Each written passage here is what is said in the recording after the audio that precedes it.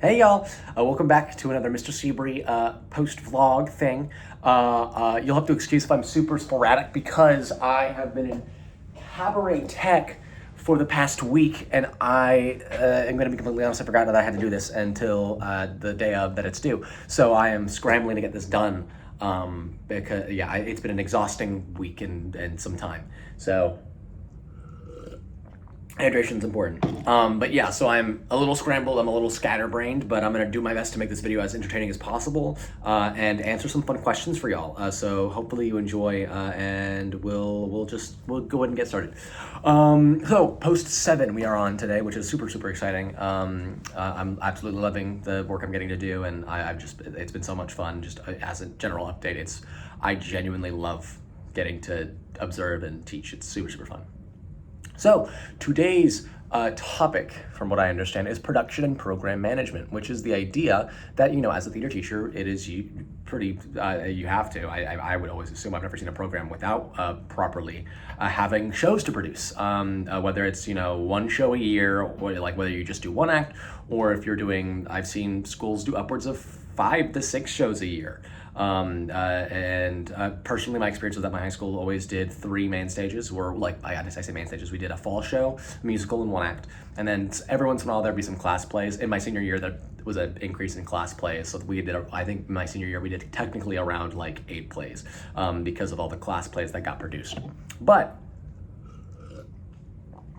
we're going to talk about what I've been observing in terms of program management, which I've seen a lot of, or in terms of production and program management, because I've talked a lot with my CT about the shows that they want to produce, because that's something that I love talking about. I love talking about production of shows.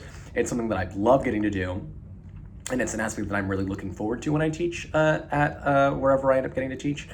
And so I'm super interested to learn more about it, and that's why I've been asking a lot of questions about it. And also because I managed to catch my CT's observing school in the middle of their fall show, and they've been prepping for it all semester long, and I got to kind of observe that process, which was really fun. So we'll just we will jump straight into the questions. What type of performances is the program putting on? From what I've seen so far, they are producing 3 to 4 productions per year. I don't know for sure about the 4th, but I know for a fact that they are doing a one act. They do a fall show, and then they do a musical. In particular, this year they did a fall play. The one that I saw, I actually got to go see. It's called The Identity Project. Really fun show. Super short play. I think it's a one act. It's a 40-minute play, but super good. And then the musical they're doing is Once Upon a Mattress, and it's a musical that I did back in community college, and I think it's such a silly little play. Dated a little bit, in all honesty, but it's fun and it's silly. So I would say that in terms of the types of performances, they are mostly. What I love is that as I've talked to my CT about it, the types of performances that they are looking to perform are ones that are challenging, but like ones that they know the students can accomplish. It's very easy for theater departments to either pick something super ambitious that is not achievable because they're like, I've always wanted to direct this, and then they pick something that is not realistic for their goals or for their students to achieve, and then that can create a whole mess of problems. Or they pick a play that's way too easy, and their students might be able to pull it off without a hitch, but it's not going to challenge them or make them grow in any way because it's just a super easy play for them to do. And I've talked to my CET about it, and the ideas that they have in terms of the plays they want to produce are always about challenging the students and also challenging themselves as directors and as teachers, which I think is super important. I think it's very easy for a director to get complacent or a teacher to get complacent with the shows that they're producing. And something that I'm really starting to learn is that I need to challenge myself as much as I'm challenging my kids. And so that is something that I'm seeing mirrored a lot. And it's also just like the types of performances that I've seen so far are just fun. Like, it's about just creating engaging content. You don't want to create something that's boring. You want to make it fun. Like, if you're going to make theater and you're going to make it challenging, you might as well make it good. And I'm a firm believer of that. Like, why would I settle for something that's mid whenever I can create something that's awesome, Next question. What opportunities are available for students to participate as an actor, technician, or volunteer, and how are those being marketed or advertised to the theater art students and or general school population? From what I understand, the One Act is a class that you have to audition for. That is just my understanding of it. But beyond that, I'm not 100% certain. I can totally ask about it, but it's pretty standard for most schools to have auditions for that. And that's I believe that the auditions for the class are open, but they haven't yet started the One Act process, so I'm not 100% certain on that. As to how they're running it this academic year.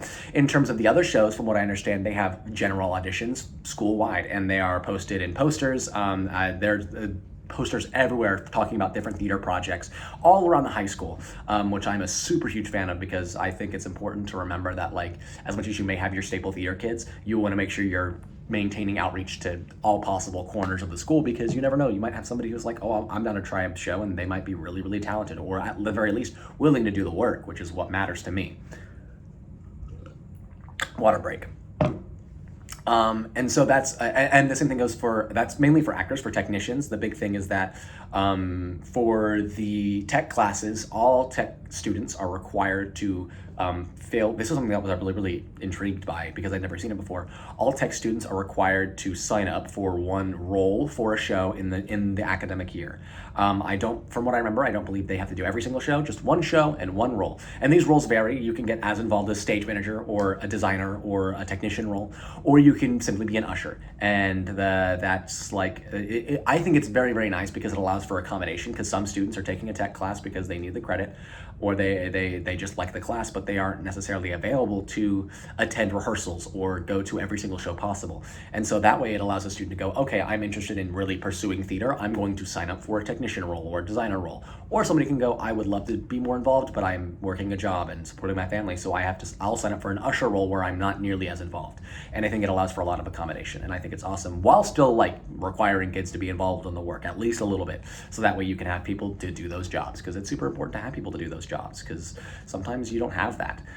Whether or not it's your other staff members or parents, sometimes they don't cut the line, or they just don't want to, and then sometimes you have to rely on the students, and it's just how it goes.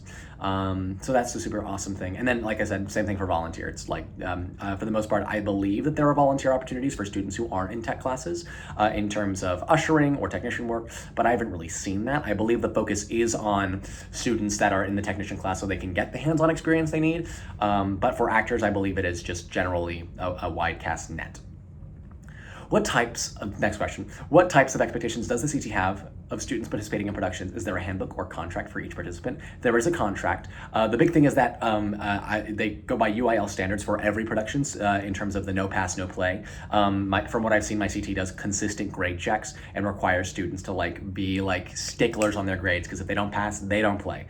And I don't know for sure if that's a school-wide rule or if that's just my CT's rule, but it's a rule that I'm a big fan of, and it's something that I'm going to implement if it isn't already a school-wide policy.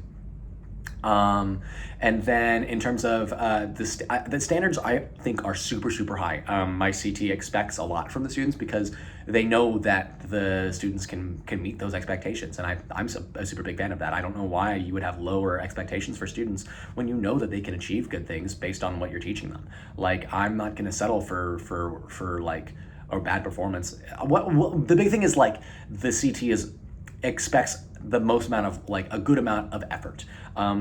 The final product doesn't really matter, at least to me. What matters is that they're putting in the effort, and that at the end of the day, in my opinion, if you put in the effort, it will show in the product, even if it's in small ways. But regardless, my CT has super high standards, and the students have been able to meet them at every single opportunity that I've seen, for the most part, aside from a handful of students who just aren't interested in theater and are just there for the credit. But beyond, that's part of the nature of the beast, But for the most part, the students are CT, high standards, and the students very much able to meet them, which I'm a big fan of. And I do believe there is a contract. I don't believe there is a handbook, but I do believe there's a contract that is sent with parents, so that way parents can know the time commitment and stuff like that.